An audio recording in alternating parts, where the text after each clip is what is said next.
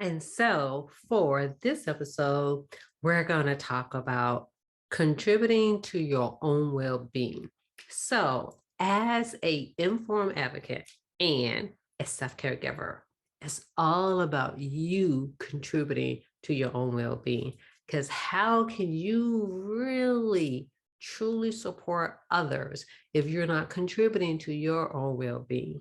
I know that in this society, especially for women, it has always been where we're the one who are supporting others, and even whether it's home or even at work. And it's a natural thing for us to do because even for myself, I have to catch myself because I'm always the first one to volunteer, the first one to say, oh, how can I help?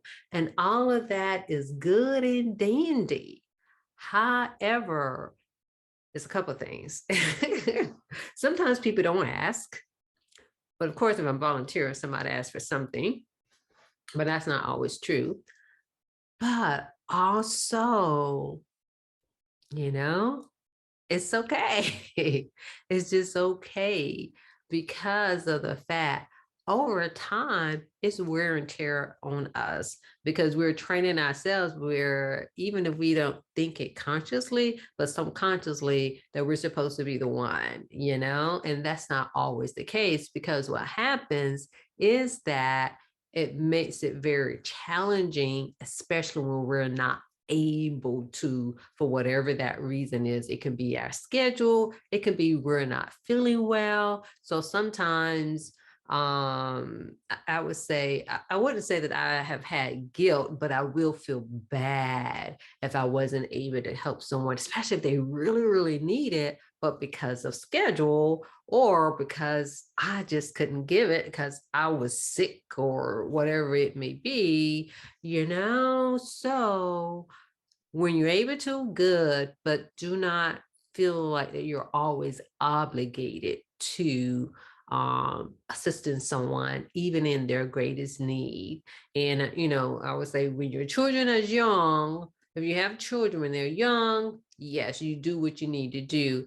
But for adults, especially as caregivers, only thing I can say is we learn different ways of how to help.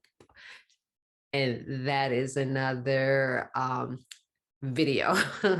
And so as you contribute to your own well-being, take time for yourself. Know yourself and be healthy in every way. And in taking time for yourself, pretty much that is whether it's doing absolutely nothing, you're doing something that's relaxing, you're doing something that's fun. So take time out for yourself. It is not selfish at all. The more you do it, you will realize a big difference. And so definitely take time for yourself. When it comes to know yourself, you know where you shine. You already know it because this is why you're a self-caregiver in the first place. And this is how you're probably been designated as the informed advocate because you're the one who's always advocating for someone, who's always making sure that someone is doing what they need to do to be the best version of themselves, to be as healthy and have a clearer mind and all of those things. So you already shine. But the thing is, when other people are giving you compliments, accept those compliments as well. Do not downgrade and say, oh, and I'm just, because I've done that too, and I'm not doing that anymore. Sometimes I catch myself. So definitely know yourself. The other part of knowing yourself is accepting help and knowing when to ask for support. That is really, really big, especially for self-caregivers. Whether it's personal self-caregivers or professional self-caregivers. And like I said, for your professional self-caregiver, you're a personal self-caregiver because most of you have all of us have families in various forms. And so there you go. And so the biggest thing is that to ask for support when you need it and to look for. And one thing that I've discovered, especially on a personal basis, and I've always been this way on a professional basis too, is that there are some resources, there are some things out there that you may not even think about or may not even know that it exists. And so that's another reason to be able to talk about what's going on with you to trusted people, of course, and to, share your story because someone out there had experienced something and got help from somewhere, or they've tried something and it was helpful for them. And again, for each person is different. It can be in the traditional state, or it can be just other ways of doing, because there's just so many ways. It's almost like there's so many opportunities out there of to heal and to recover and to get better. And this is what this podcast is all about. I mean, we're going to be having so many other guests on here, and you're going to be learning so much. So definitely stay tuned for that. And the other thing is to be healthy in every way, because again, if you are not taking the time for yourself, and if you don't know yourself, then you're not going to be healthy in every way. And the main thing is, if you're not healthy and then people are dependent on you, then you're not able to support them, and then you feel bad. That's where that guilt comes in, because you're not able to help them.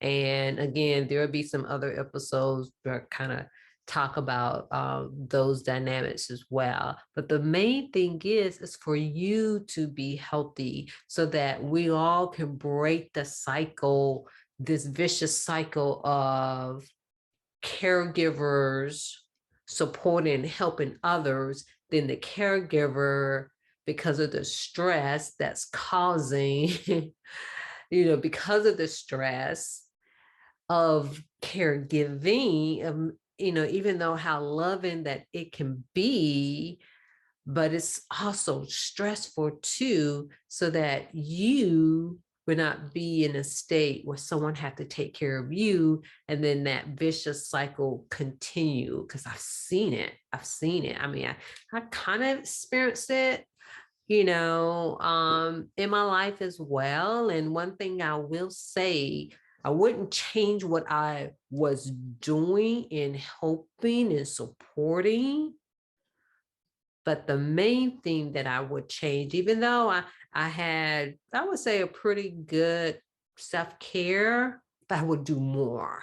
I would do more of taking time for myself, more of meditation, more yoga, more just being, I would definitely take more time for myself. That would be the one thing, in looking back. And I recognize that, I would say, probably not long after, I would say, the phenomena was over. So definitely keep that in mind. And so again, contribute to your own well-being by taking time for yourself, know yourself, and be healthy in every way. Because again, this allows you to show up for yourself first so that you can support others. And again, as an informed advocate, it's for you to know all of these wonderful ways of taking care of yourself so you can pass it on, and you're practicing yourself. And again, as being a self-care giver, care for yourself first so that you can be that support for others. So thank you for joining me for this episode.